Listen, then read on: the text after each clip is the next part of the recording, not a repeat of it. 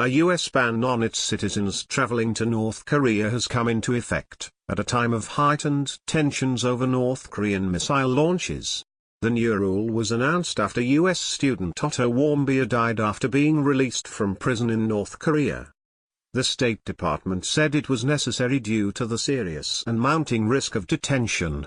Any U.S. citizen breaking the rules may face criminal penalties and have their passports revoked. The State Department would only grant permission to U.S. citizens to go to North Korea under very limited circumstances, such as for journalism or humanitarian work. Tour operators have suggested that up to 1,000 Americans visit North Korea every year, making up about a fifth of Western tourists. The vast majority of visitors are Chinese.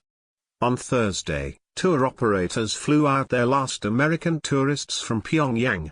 Simon Cockerell, general manager of Koryo Tours, told the BBC's Newsday program that he expected to see fewer customers overall from now on. Although the U.S. travel ban only affects Americans, of course it sends out a message from the U.S. that they believe strongly that people shouldn't visit, he said. Recent detentions of U.S. citizens have caused a downward push in bookings, as that's the thing that concerns people the most, that they may personally get into trouble. Otto Warmbier was arrested and jailed in 2016 after Pyongyang accused him of attempting to take a propaganda sign from a hotel while on holiday.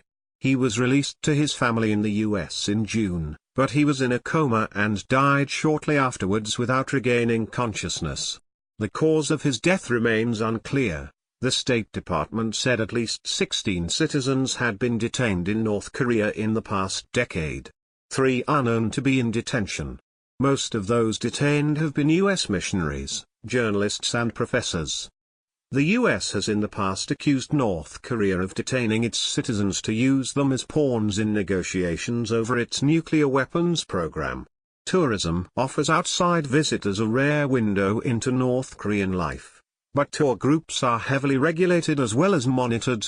It is also a lucrative source of income, with one estimate that it nets authorities up to $43.6 million, £34 million, a year. The State Department said in its latest statement that anyone visiting North Korea should have no expectation of privacy, with all electronic devices subject to searches and authorities able to monitor mobile phone calls. It also warned that it was entirely possible that tourism money was being used to fund North Korea's nuclear programs. The new rules also affect U.S. citizens living and working in North Korea, such as aid workers and teachers.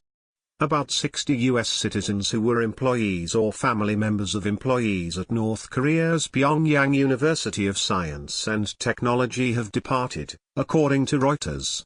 The Wire news agency said they were unable to receive special permission to stay, despite attempts by the university to lobby the U.S. government for exemptions. It quoted an unnamed source saying the school was severely impacted by the U.S. travel ban as well as the decision of some other personnel not to return. The ban comes amid escalating tensions between the two countries and in the region. This week North Korea reiterated its threat to launch a missile strike on the U.S. Pacific island of Guam, and conducted what it called its first step of wider military operations in the Pacific by firing a missile over Japan. U.S. President Donald Trump had recently vowed to rain fire and fury on North Korea in response to its threats, and warned that the U.S. military is locked and loaded.